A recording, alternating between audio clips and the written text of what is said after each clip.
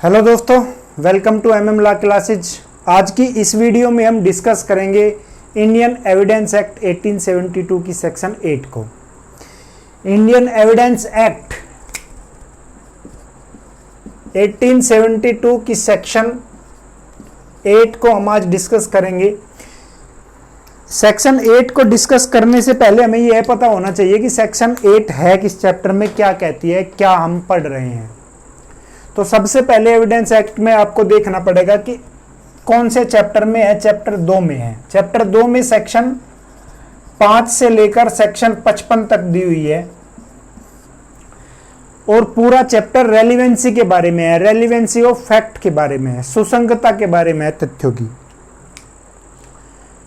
और साधारण भाषा में यदि हम समझे तो हमें सेक्शन 5 ये बताती है, सेक्शन जो 5 है ये बताती है हमें एविडेंस एक्ट की कि केवल 2 ही चीजों का एविडेंस दिया जा सकेगा कोर्ट में। किनका? एक चीज फैक्ट इन इशू, विवादक तथ्य। दूसरे नंबर पर है रेलिवेंट फैक्ट, यानी सुसंगत तथ्य। इन दोनों के अलावा और किसी भी तथ्य का, किसी भी फैक्ट का एविडेंस नहीं दिया जा सकेगा। केवल इन दोनों बातों का ही एविडेंस दिया जा सकेगा, फैक्ट इन इशू का और रेलिवेंट फैक्ट का। तो सेक्शन 6 से लेकर और सेक्शन 55 तक हमें आगे ये बताती है कि रेलिवेंट फैक्ट में कौन कौन से फैक्ट आएंगे। ठीक है, तो 6 से लेकर 55 तक यही बताया गया है कि रेलिवेंट फैक्ट किन किन को समझा जाएगा।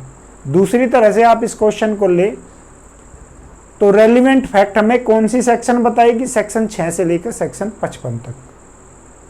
उसी में सेक्शन 8 है, तो 8 में जो चीजें हैं वो रेलिवेंट फैक्ट मानी जाएगी और उनका एविडेंस कोर्ट में दिया जा सकेगा। अब 8 में कौन कौन सी चीजें बताई गई है? 8 में बताया गया है मोटिव, पहली चीज है मोटिव। दूसरा प्रिपरेशन और तीसरा सब्सिक्वेंट या प्रीवियस या सब्सिक्वेंट कंडक्ट, यानी पहले का और बाद का आचरण। इन तीनों को हम एक एग्जाम्पल से समझेंगे, एक एक उदाहरण से समझेंगे, तो बिल्कुल ऐसी कोई बात ही नहीं है इसमें जो समझ में ना आए। सबसे पहली चीज है मोटिव। मोटिव किसे कहेंगे? मोटिव को हिंदी में कहते हैं हेतु। तो हेतु क्या होगा? पिछली सेक्शन में हमने बात की थी कोज की, और ये मोटिव की। कोज और मोटिव एक दूसरे जैसा लगता है, लेकिन डिफरेंस क्या है? उसमें मैंने जब एक उदाहरण लिया था कि एक पति और पत्नी के बीच में झगड़ा होता है। पति उस झगड़े को मिटाने के लिए अपनी पत्नी को गोली मारता है और उसकी मृत्यु, हत्या कर देता है। ठीक है, वो उसको मार देता है। तो यहां कोज क्या है? पति और पत्नी के बीच में झगड़ा कोज है। और मोटिव क्या है? उस झगड़े को खत्म करना मोटिव है। दूसरी तरह से कोज क्या है? दुश्मनी। दुश्मनी को क्या माना जाएगा? कोज। और उसका बदला लेना, उसको कहा जाएगा मोटिव। ठीक है, बदला लेना मोटिव। मोटिव को क्या कहते? मोटिव को अगर हम परिभाषा देखें कि मोटिव किसको कहेंगे, तो कार्य करने की जो शक्ति प्रभावित करती है, कार्य करने को जो शक्ति प्रभावित करती है वो ही मोटिव है। एग्जाम्पल मैंने आपको ले ही लिया कि पति पत्नी के बीच में झगड़ा, कोज झगड़े को खत्म करने के लिए मार दिया, खत्म करना चाहता था, वो मोटिव है। क्लियर? तो मुझे ऐसा लगता है मोटिव आप समझ गए। एविडेंस एक्ट में जो भी आप सेक्शंस याद करोगे, जो भी सेक्शन याद करोगे, तो उन्हें कनेक्ट करना एग्जाम्पल के साथ, और उसी एग्जाम्पल को आपको बार बार से याद रखना है। जैसे मोटिव के लिए पति पत्नी के बीच में झगड़ा, और इससे पिछली जो कोज का था, उसमें कोज के बारे में जो बात की थी, उसके लिए भी पति पत्नी का झगड़ा और झगड़ा खत्म करना चाहता था, वो मोटिव। तो इस तरह अपने एग्जाम्पल को आप कनेक्ट करके रखिए, लिंक करके रखिए और उन्हीं से सेक्शन याद कीजिए, तो बड़ी आसानी से ये एविडेंस एक्ट हो जाता है। दूसरा है प्रिपरेशन। हम सब जानते हैं प्रिपरेशन तैयारी यानी साधन जुटाना, साधनों को जुटाना या इकट्ठा करना। जैसे ए पर इल्जाम है कि उसने बी की हत्या कर दी जहर देकर। ए पर इल्जाम है, ए अभियुक्त है किस चीज का, कि इसने बी की मृत्यु की जहर देकर, और वैसा ही जहर उसने प्राप्त किया था, किसी दुकान से प्राप्त किया था, किसी आदमी से प्राप्त किया था या कहीं और से प्राप्त किया था। तो वो जो प्राप्त करना है वैसा ही जहर, वो प्रिपरेशन है, तैयारी है। एक आदमी ने दूसरे को गोली मार दी रिवॉल्वर से, तो उस रिवॉल्वर की गोली को खरीदना, वैसी ही गोली को जैसी से उसकी मृत्यु हुई है, वैसे ही रिवॉल्वर किसी से प्राप्त करना, वैसी ही बंदूक किसी से प्राप्त करना जिससे उसकी हत्या हुई है। तो ये क्या है, प्रिपरेशन है, तैयारी है। तो इसका ये रेलिवेंट फैक्ट माना जाएगा, और रेलिवेंट फैक्ट माना जाएगा इसलिए इसका एविडेंस दिया जा सकता है। ठीक है, तो ये क्या हो गई, प्रिपरेशन होगी। अब प्रीवियस और सब्सिक्वेंट, पहले का और उसके बाद का कंडक्ट, आचरण। ठीक है, पहले का और बाद का आचरण। इसको एक उदाहरण के द्वारा यदि हम समझे तो मान लीजिए एक घर में चोरी हुई और उस घर का जो नौकर है अगले दिन फरार मिला। एक घर में रात को चोरी हुई, उन्होंने पुलिस में कॉल किया, 100 नंबर को बुलाया, पुलिस को बुलाया 100 नंबर पे कॉल करके, पुलिस आई। तो जैसे ही सुबह पुलिस आई, उन्होंने कॉल किया, वैसे ही वो जो घर का नौकर था वो वहां से फरार मिला। तो नौकर फरार मिला, उसका आचरण, उसका कंडक्ट होगा वहां, तो वो क्या होगा, रेलिवेंट माना जाएगा। ठीक है, मान लीजिए किसी के घर में छोटी चोरी हुई, मान लीजिए एक उदाहरण हम ले ले कि भाई किसी की रेडियो चोरी हो गई और चुराने वाले को ये लग रहा है ये तो कंप्लेंट करेंगे इन्हें, ना ये पुलिस को बुलाएंगे ना कुछ। वो खेलने लग रहा है, मान लिया क्रिकेट खेलने लग रहा है और ग्राउंड में उसे पता चल गया भाई पुलिस बुला ली उन्होंने, पुलिस आई है, तो वैसे ही वो छोड़कर जो है फरार हो गया, भाग गया। तो वो क्या होगा, आचरण होगा, कंडक्ट होगा। चोर की दाढ़ी में तिनका होगा। ठीक है, तो चोर की दाढ़ी में तिनके से आप ये याद रख सकते हैं। तो इस तरह इनको कनेक्ट करिए, झगड़ा को खत्म करना, जहर से याद रखिए प्रिपरेशन, और चोर की दाढ़ी में तिनका से याद रखिए प्रीवियस और सब्सिक्वेंट कंडक्ट। तो इस तरह से आप इनको कनेक्ट करके हर एक सेक्शन में ऐसे चलिए। तो प्रीवियस और सब्सिक्वेंट कंडक्ट में है कि जो पक्षकार हैं यानी पार्टी है, एक दूसरे के पक्षकार हैं, एक वो पक्ष है एक दूसरे हैं, उनके जो एजेंट है जैसे वकील उनका, और जो पीड़ित है, तो यदि उनका कोई आचरण ऐसा है जो फैक्ट इन इशू या रेलिवेंट फैक्ट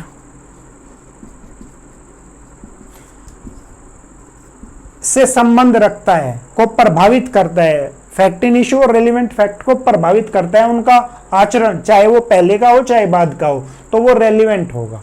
ठीक है, तो वो रेलिवेंट होगा। तो ये आचरण, तैयारी और हेतु, ये क्लियर है बिल्कुल। मुझे नहीं लगता इसमें कोई भी ऐसी बात हो कि वो एक्सप्लेन ना हुई हो या समझ में ना आई हो। अब ये सेक्शन अधूरी है यदि इसका एक्सप्लेनेशन, स्पष्टीकरण ना हम करें। तो स्पष्टीकरण देखते हैं, ये तो क्लियर है ही। स्पष्टीकरण में कहां तक का आ रहा है, एक्सप्लेनेशन इसमें 2 दिए गए हैं।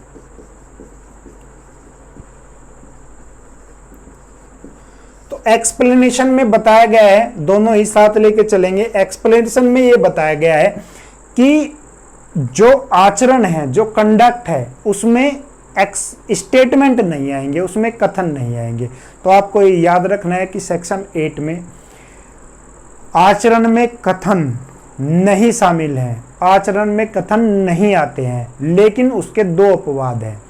2 जगह वे स्टेटमेंट आचरण में आते हैं। ठीक है, आचरण में कथन नहीं है, पहली चीज। आचरण में, कंडक्ट में कथन स्टेटमेंट नहीं आते हैं, लेकिन उसके दो अपवाद हैं।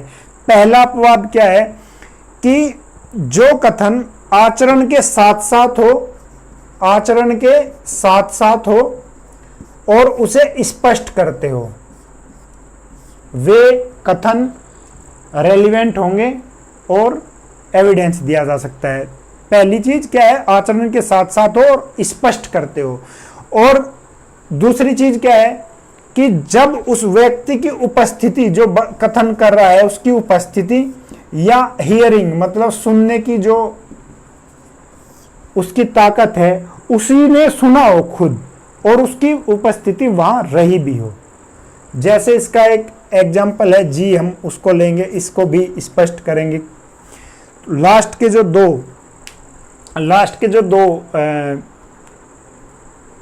के दो जो इलिस्ट्रेशन है वो इसी के ऊपर है। कौन से के ऊपर? फर्स्ट के ऊपर, जे एंड के, और जी इस पर है उपस्थिति को। जे एंड के को समझते हैं कि जैसे क्या ए का बलात्कार हुआ है, ये प्रश्न है, ये क्वेश्चन आया कोर्ट में कि क्या भाई ए जो ये बलात्कार है इसका हुआ है। तो ए ने जब उसका बलात्कार हुआ वो परिवाद करने के लिए गई, तो जो उसने कथन उस टाइम कहे परिवाद करते, जब परिवाद किया उसने, जब वो कथन कहे, जब वो स्टेटमेंट दिए, तो वो रेलिवेंट माने जाएंगे। लेकिन वो यदि परिवाद नहीं करती है और वैसे ही कह रही है किसी को भी कि भी मेरा बलात्कार हुआ है, मेरा बलात्कार हुआ है, वो रेलिवेंट नहीं माना जाएगा। ठीक है। दूसरी चीज, अब ये जो वो कह रही है सबको, ये क्वेश्चन भी आया हुआ है, मैं बताऊंगा किस तरह से क्वेश्चन आया था।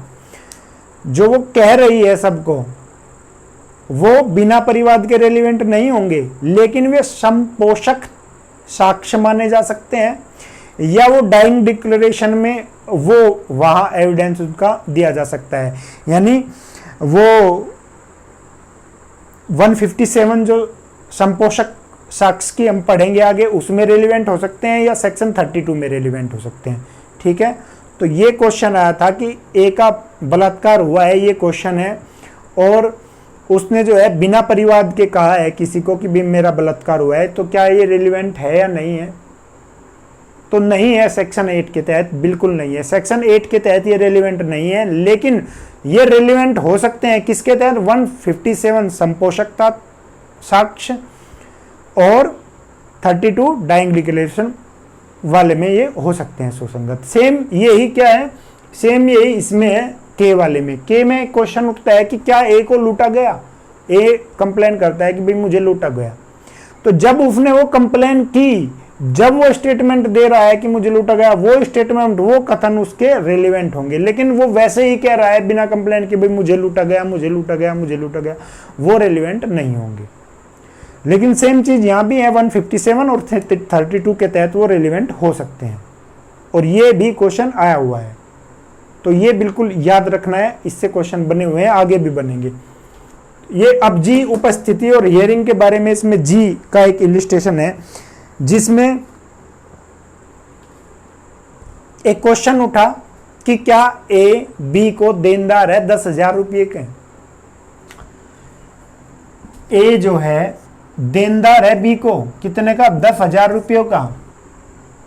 तो एक जो आदमी है सी, वो बी को कहता है कि भाई, अब ये बी किसी और से भी मान लीजिए पैसे मांगता है डी से, तो यहां सी डी से कह रहा है कि भाई मैं तेरे को समझा रहा हूं, बी को है ना, ए को पहले ही बी को पैसे देने हैं 10,000 रुपये, इसलिए तू मत फंसा लेना अपने पैसे, वहां पहले ही वो 10,000 का देनदार है। तो वो कथन जो है वो रेलिवेंट होगा, क्योंकि उसकी उपस्थिति में ही और कानों से सुनने के द्वारा ही हुआ है वो। तो इस तरह की चीज, ठीक है, इस तरह की चीज रेलिवेंट होगी। अब इसमें इलिस्ट्रेशन है, इलिस्ट्रेशन इसमें लास्ट के दो हमने देख ही लिए, लास्ट के दो हमने देख ही लिए। एक इलिस्ट्रेशन है पहला, वो देख लेते हैं। पहला है कि दो आदमियों का विचारण, एक आदमी का विचारण चलता है, उसने दूसरे की हत्या की है, नहीं देख। पहला, ए का विचारण चलता है कि इसने बी की मर्डर किया, बी का मर्डर किया है। यहां सी ये कहता है बी को, जिसने मर्डर किया है उसको कहता है कि भाई देख, मुझे पता है, मैंने देखा है, तूने उसकी हत्या की है, मुझे पता है, मैंने देखा भी है, तू मेरे को जो है पैसे दे, नहीं तो मैं सबको बता दूंगा, अगर पैसा देता रहेगा तो नहीं बताऊंगा। तो ये चीज रेलिवेंट होगी, ये कंडक्ट के तहत रेलिवेंट होगी, ठीक है, आचरण के तहत नहीं, सॉरी, मोटिव के तहत ये रेलिवेंट होगी। अब दूसरा इसमें इलिस्ट्रेशन देखते हैं कि ए जो है एक बंद पत्र देता है बी को कि भाई मैं तुझे इतने रुपये इस तारीख को दे दूंगा, ऐसा उसने लिखित में उसको बंद पत्र दिया है। तो वो देता नहीं है तो वो सूट दायर करता है, केस करता है उसके ऊपर कि भाई इसने पैसे नहीं दिए, ये देखो जी बंद पत्र भी है मेरे पास। तो जब वो बंद पत्र लिखा गया, उसको पैसे की जरूरत थी, मान लीजिए उसकी लड़की की शादी थी, उसे घर बनाना था या कुछ और जरूरत थी, तो जो जरूरत है वो मोटिव है, इसलिए वो रेलिवेंट होगा कि ये बी में बताया गया है, बी इलिस्ट्रेशन में। सी मैंने ले लिया वो विष के द्वारा, और वैसा ही विष उसके पास प्राप्त हुआ, किसमें, प्रिपरेशन में आ जाएगा, ठीक है, वैसा ही विष प्राप्त हुआ है, ठीक है, सी वो है। अब डी भी प्रिपरेशन के ऊपर है कि भाई एक आदमी की वो विल है या नहीं है। तो वो विल करने से पहले कुछ व्यक्ति से बात की उसने, कुछ वो वकीलों से मिला, कुछ उसने परफॉर्मे जुटाए, जानकारी इकट्ठा की कि विल कैसे बनती है, कैसे ठीक रहेगी, वो जो है रेलिवेंट होगी। ये कहता है क्या, डी के बाद है ई देखिए, ई कहता है कि ए अभियुक्त है, एक किसी भी अपराध का अभियुक्त है, और उसने कुछ एविडेंस के लिए बात की किसी से कि भाई मेरे आपको पक्ष में ये बातें कहनी है, ये चीजें छुपानी है, यानी एविडेंस को मिटाना, छुपाना, कुछ व्यक्तियों से बात करना कि भाई मेरे फेवर में आपको ये बात कहनी है, ये बात छुपानी है, ये चीजें छुपानी है। तो साधनों को वो जुटा रहा है इधर उधर ताकि बच सके, तो वो चीज रेलिवेंट होगी उस बारे में, उससे ये लगेगा कि हाँ ये अभियुक्त है इसीलिए ऐसा कर रहा है, ये चीज रेलिवेंट होगी। अगला एफ है, वो मैंने दे दिया आपको, जैसे नौकर का एक उदाहरण दिया था कि वो सुबह मिला नहीं, फरार हो गया, या कोई खेल रहा है वहां से फरार हो गया, पुलिस आ गई, तो ये चीज रेलिवेंट होगी। अब अगला इसमें जी है, वो हम डिस्कस कर चुके हैं। एच है इसमें ऐसा ही कि एक आदमी क्या उसने अपराध किया है नहीं, ये चीज है, और उसे वैसा पत्र मिलते ही, कोई लेटर मिला कि भाई इसकी इन्वेस्टिगेशन चल रही है, यहाँ कुछ जांच हो रही है इस चीज की, भाई यहाँ ये हुआ है या नहीं यार, वो फरार हो जाता है, भाग जाता है, तो वो क्या होगा, रेलिवेंट चीज मानी जाएगी। आई में है कि ए किसी अपराध का अभियुक्त है, तो जो उस अपराध में जो संपत्ति मिली है उसको वो छुपा रहा है कहीं, या उसको तितर बितर कहीं कर रहा है, तो ये चीजें उसकी रेलिवेंट होगी। और जे के का हमने वो उदाहरण दे ही दिया, जे में लड़के का बलात्कार हुआ है नहीं, वो क्वेश्चन था, और के में क्या था, उसको लूटा गया है या नहीं लूटा गया। ये इलिस्ट्रेशन है, सीधी सी बात है, मोटिव, प्रिपरेशन और कंडक्ट को आप समझ गए होंगे। ये इसके एक्सप्लेनेशन है। तो क्वेश्चन लास्ट के जो लास्ट वाले जो दो इलिस्ट्रेशन है उनसे भी आया है, बीच वालों से भी आया है, और सीधा ये भी पूछा जाता है कि भाई सेक्शन 8 में मोटिव किस में है, प्रिपरेशन किस में है, प्रीवियस एंड सब्सिक्वेंट कंडक्ट किस में है, कंडक्ट किसके तहत, कौन सी सेक्शन के तहत रेलिवेंट होगा। तो काफ़ी तरह के क्वेश्चन इससे बने हैं, काफ़ी महत्वपूर्ण सेक्शन है, तो आपके लिए आपको जानना जरूरी है। मुझे लगता है एक अच्छे से एक्सप्लेन हुई होगी, और यदि आपको ये पसंद आया है डिस्कसमेंट जो भी मैंने किया है, तो ज़रूर इस वीडियो को लाइक कीजिए, चैनल को सब्सक्राइब कीजिए। इस चैनल पे मैंने आईपीसी की पूरी सेक्शन एक सीरीज का मतलब है सेक्शन 1 से लेकर कंटिन्यू 511 तक डाली हुई है प्लेलिस्ट में, आप जाके वहाँ देख सकते हैं। और ये दूसरी जो प्लेलिस्ट है वो एविडेंस एक्ट की है, वो मैं अभी करने ही लग रहा हूँ, और इसके बाद हम सीआरपीसी डिस्कस करेंगे। चैनल को प्लीज़ सब्सक्राइब करें, शेयर करें। आपका बहुत बहुत धन्यवाद वीडियो देखने के लिए।